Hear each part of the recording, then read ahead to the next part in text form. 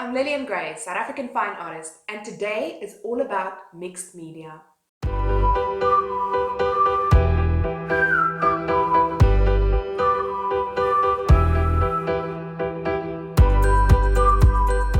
For today's project, you're going to be needing quite a few things. Well, there's essential stuff and then there's nice to have stuff. So I'd say the essential stuff is having a proper backing board.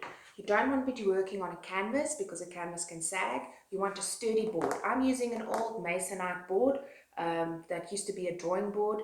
That's just nice and hard, and you can really glue some heavy things onto it. I've also got a paper and a pencil to do my planning on, and then I have glue, acrylic paint, and an array of stuff to stick down. And it could be anything. It could be recycled plastic, it could be junk that you found, it could be old buttons from grandmama's tins, it could be lace, it could be plastic flowers, it could be gifts that you didn't like and want to tear apart, an old clock to get some gears, whatever you like to put into your mixed media.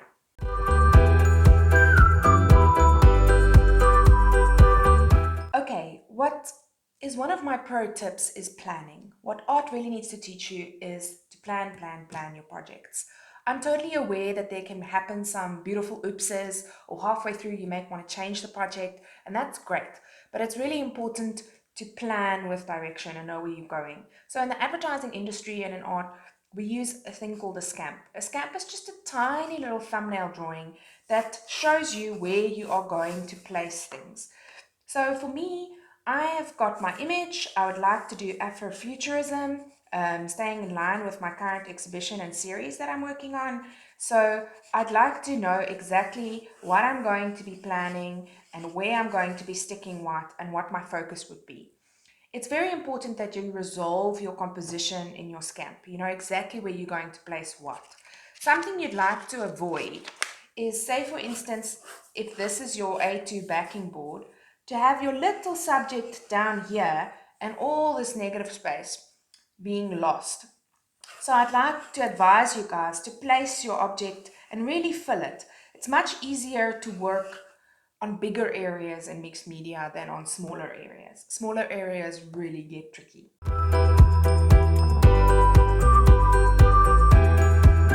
Pro tip that I've learned doing mixed media is if I use something from a magazine cutout, I usually laminate it. My reason for this is when I drop glue or paint or an object onto this while I'm getting really messy, I can simply just wipe it off and keep my magazine cutting really clean. If you work carefully, this step isn't needed, but I'm quite an impulsive, rough artist, so I know that I need to laminate my picture to keep it nice and clean. If you're not using a reference from a magazine and you're literally drawing and constructing everything on your surface, you do not need this.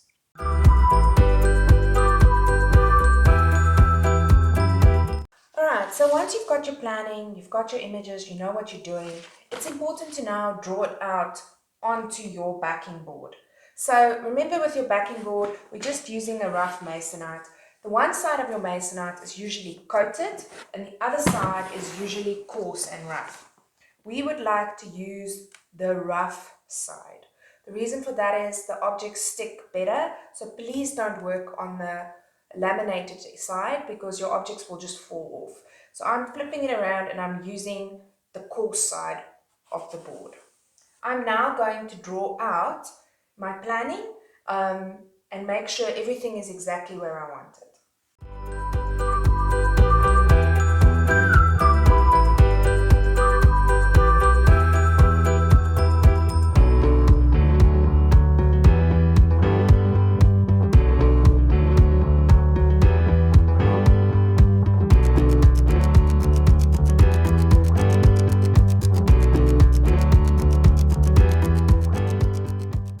Okay, so now another pro tip, do not just start sticking.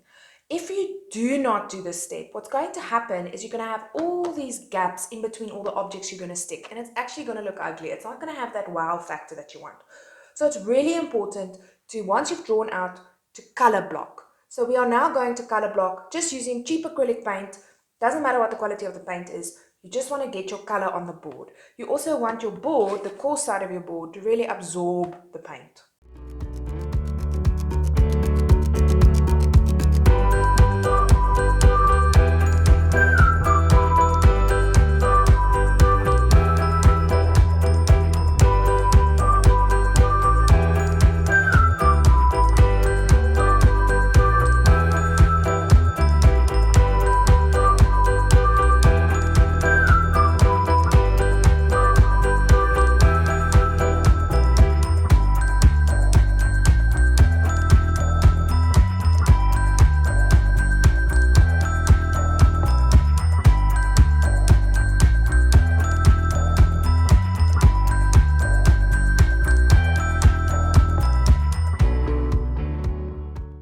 Okay, so now I have finished color blocking. And how do I know when I'm done color blocking? When I literally cannot see any of the masonite board. Everything has now been covered with paint. We're going to let this dry, and our next step is going to be to stick down the magazine reference in the place where we want it, and then all the happy sticking is going to happen.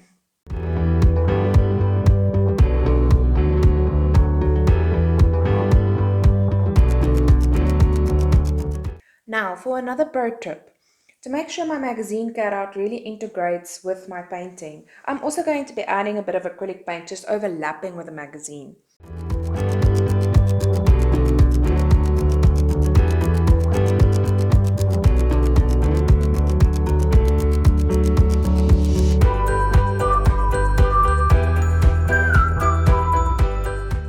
So once this is dried and you're ready to stick, I would recommend that you guys start with the background and work your way forward.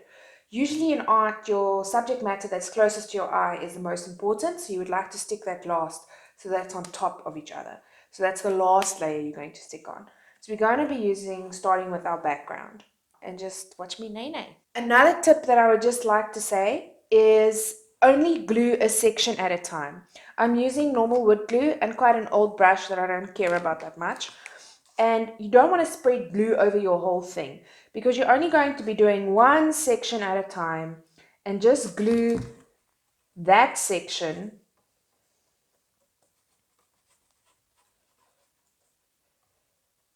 Finish sticking that before you add more glue. So just go little section at a time. Also, if you want to take a break in between, then you won't waste glue with glue drying all over the place. Just finish one section with your glue. Also, rather add too much glue than too little. You really want your objects to stick.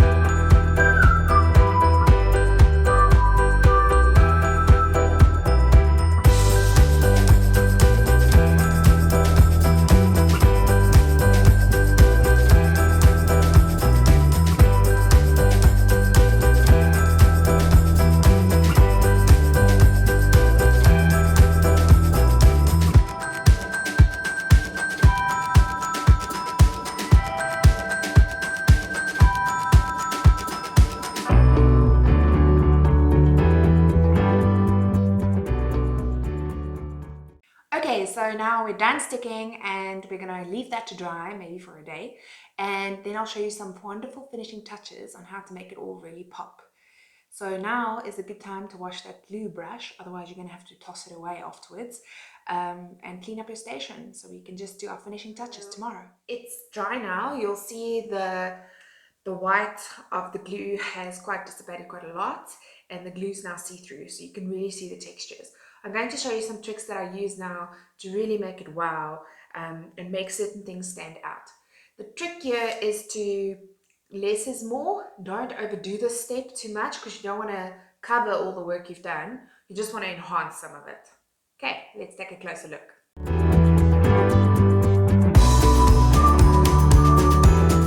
Okay, I'm going to be spraying some of this darker. I'm just using a protective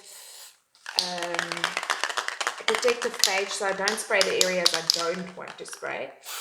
And I'm just going to go slowly.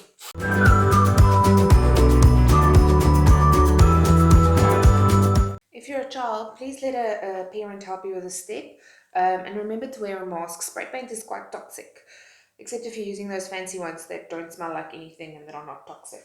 While I wait for the spray paint to dry, I'm going to be adding some gold drama to the back of this crown. I am just using a light brush and I'm dusting it on. I'm not putting it on very thickly because, once again, you don't want to cover everything you've done.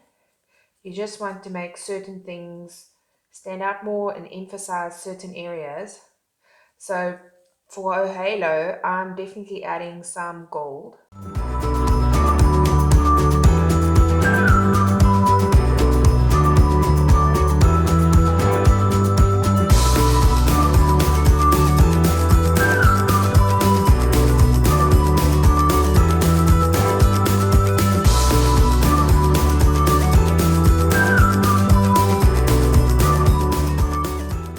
Okay, so I'm going to be using just an old kitchen sponge now and some paint. And remember, less is more. You just want to lightly dust some paint on your subject. And this really works well when you guys have got a dark color, like I've made my roses dark. And now I'm going to put on a light color. Okay, so what I'm going to do, I've just wet my sponge a bit. And I'm going to start brushing the gold onto my roses.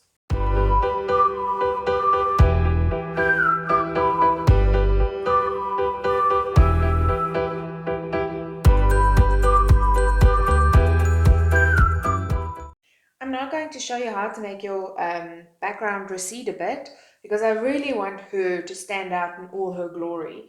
So I am going to make what we call a tint in art. So I'm going to be making a much darker red, and I'm going to be making it, adding quite a lot of water to it so that it's really drips a lot and runs a lot. The reason is I wanted to get into all these little crevices. Now I am going to plan this quite well in my head.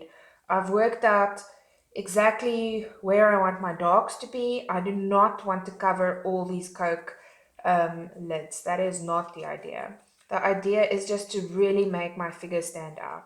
So you want the darks to go into the area and all the little cracks.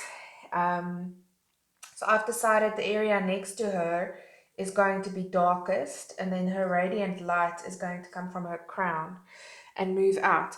And you can work into the little cracks with a brush. Be careful not to get paint onto areas that you don't want them. And then while it's still wet, so just do a little section at a time, you can sponge down the area so you can still see, so you can sponge it down. You still want to see the Coke, and I just want the Coke to lightly fade out.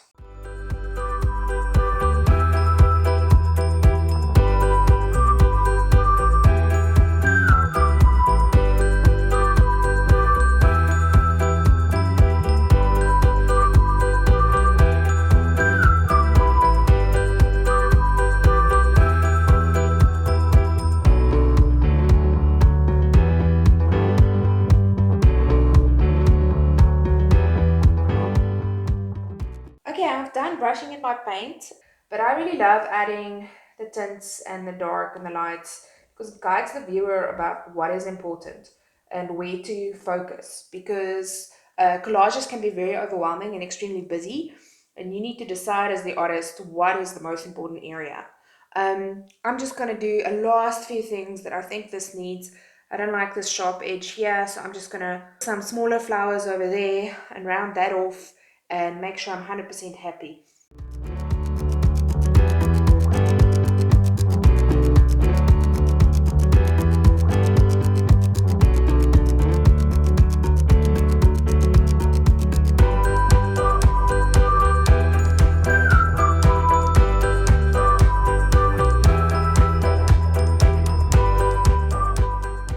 Hi guys, that concludes our mixed media lesson, and I hope you guys are going to have lots of fun with this project. Please remember to subscribe and stay tuned for more creative projects. This is Lillian Gray, South African fine artist and owner of the Lillian Gray Fine Arts School.